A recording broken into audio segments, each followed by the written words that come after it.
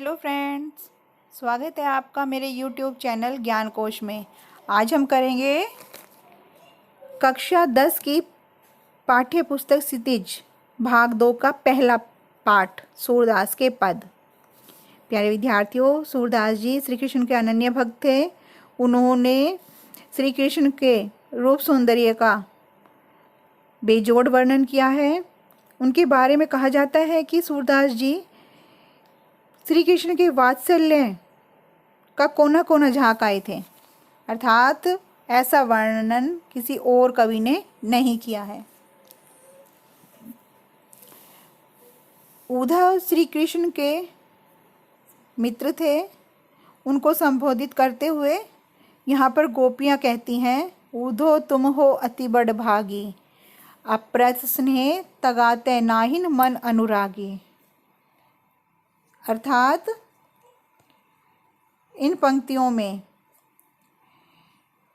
गोपियाँ उद्धव से व्यंग्य करती हैं, व्यंग्य उल्हाना देती हैं। कहती हैं कि तुम बहुत ही भाग्यशाली हो, हे उद्धव तुम अत्यंत भाग्यशाली हो। क्यों?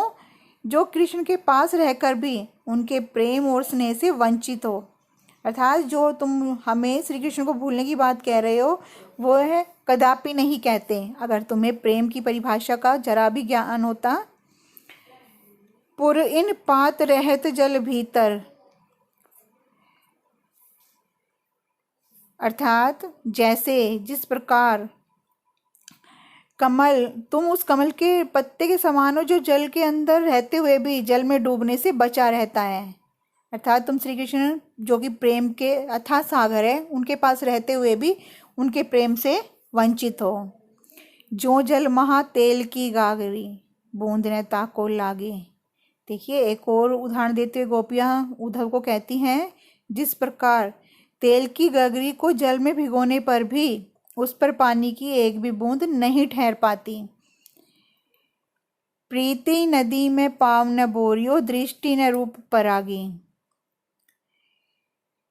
अर्थात देखो उद्धव, तुमने कभी भी प्रीति रूपी अर्थात प्रेम की नदी में पैर नहीं डुबोए।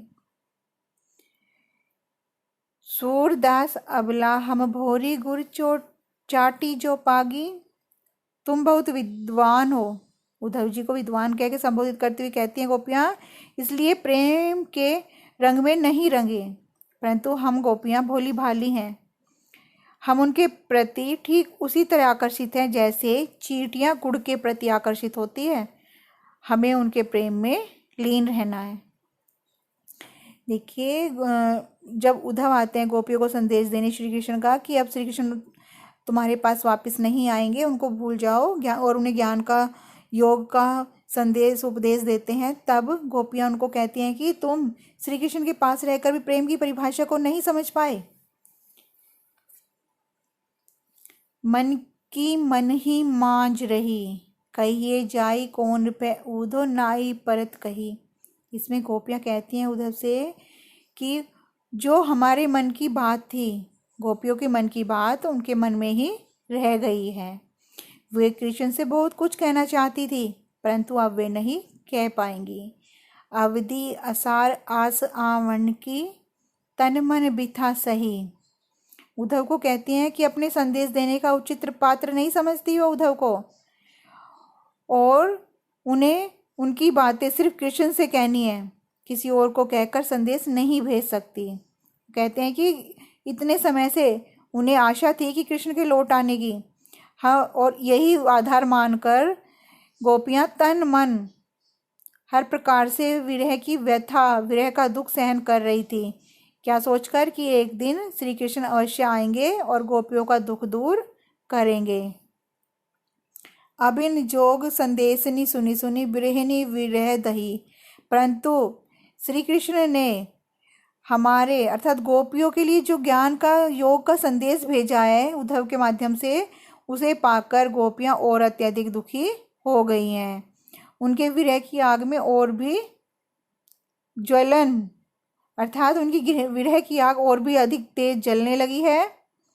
चाहती हुती गुहारी जित ही तय उड़ते धार भई। गोपियाँ कह रही है कि ऐसे समय में कोई अपने रक्षक को पुकारता है, परंतु हमारे जो रक्षक हैं वही आज हमारे दुख का कारण है। श्री कृष्ण गोपियों के रक्षक थे, उनसे उन्हें प्रेम की उम्मीद थी, लेकिन आज उनके रक्षक अर्थात श्री कृष्ण ने ही गोपियों के दुख को और अत्यधिक बढ़ा दिया है। सूर्यदास अब धीर धरी क्यों मर जादा न लही। हे उद्धव, अब हम धीरज क्यों धारण करें, कैसे धैर्य रखें, जब हमारी आशा का एकमात्र तिनका भी डूब गया। प्रेम की मर्यादा है कि प्रेम के बदले प्रेम ही दिया जाता है, पर श्री कृष्ण ने हमारे साथ छल किया है। उन्होंने हमारी मर्यादा का उल्लंघन किया है। कौन सी मर्यादा? प्रेम रूपी मर्यादा का।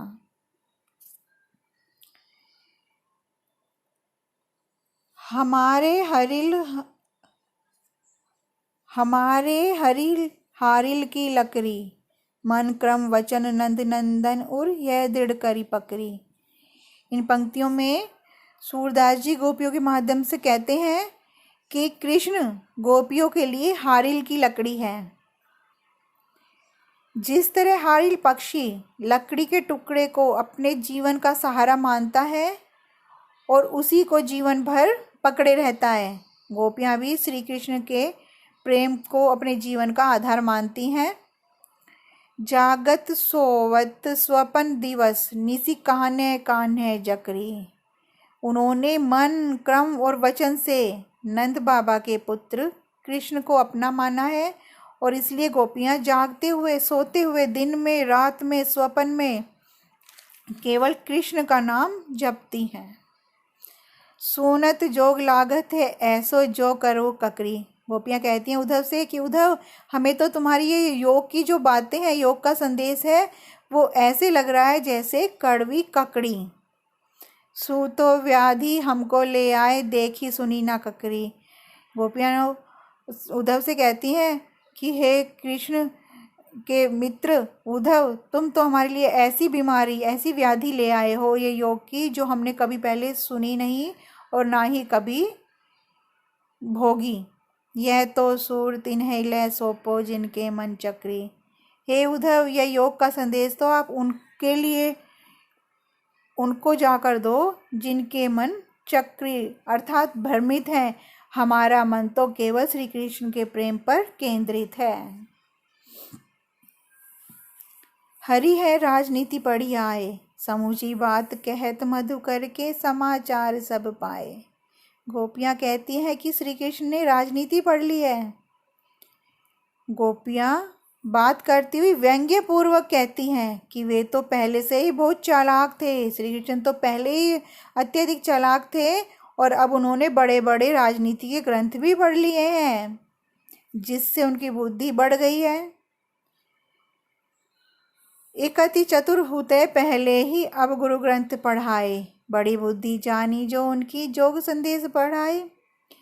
कि अब उनकी बुद्धि और अत्यधिक बढ़ गई है, तभी तो हमारे लिए उन्होंने सब कुछ जानते हुए भी उद्धव के द्वारा ये योग का संदेश भेजा है।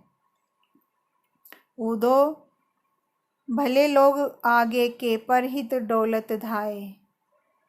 कहते हैं गोपियाँ, हे उद्धव, ये लोग भले हैं जो दूसरों के कल्याण करने के आनंद का अनुभव करते हैं और दूसरों के कल्याण के लिए हमारे पास दौड़े चले आए हैं। अब अपने मन फेर पाइए चलत जू हुते चुराए। ते क्यों अनीति करे आपुन जे और अनीति छुड़ाए। गोपियाँ उद्धव से कहती हैं कि आप जाकर कहिए कि यहाँ से मथुरा जाते वक्त श्री कृष्ण हमारा मन भी अपने साथ ले गए, उसे वो वापस कर दें। वे अत्याचारी को दंड देने का काम करने मथुरा गए हैं, परंतु वे स्वयं अत्याचार करते हैं। आप उनसे कहिएगा कि राज धर्म तो यह सूर जो प्रजा ने जाई सताए।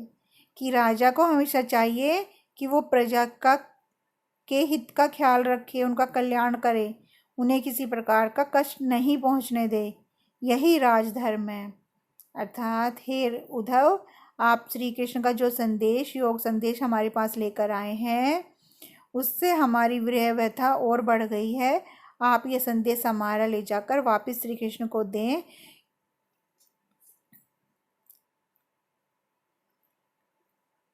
कवि परिचय। सूरदास। सूरदास जी का जन्म 1478 में माना जाता है। प्यारे विद्यार्थियों, एक मान्यता के अनुसार इनका जन्म मथुरा के निकट रुनकता या रेणुका क्षेत्र में हुआ था, जबकि दूसरी मान्यता के अनुसार इनका जन्म स्थान दिल्ली के पास सिही माना जाता है। महाप्रभु वल्लभाचार्य के शिष्य सूरदास अष्टछाप के कवियों में सर्वाधिक प्रसिद्ध हैं। सुरवात्सल्य और श्रृंगार के श्रेष्ठ कवि माने जाते हैं। इनकी मृत्यु 1583 में पारसौली में हुई। प्रमुख कार्य इनके ग्रंथ हैं, 3 प्रमुख ग्रंथ हैं, सूरसागर, साहित्य लहरी और सुरसारावली। देखने के लिए धन्यवाद। प्लीज़ मेरे चैनल को सब्सक्राइब कीजिए, इस वीडियो को लाइक कीजिए और बेल आइकन दबाना ना भूलें।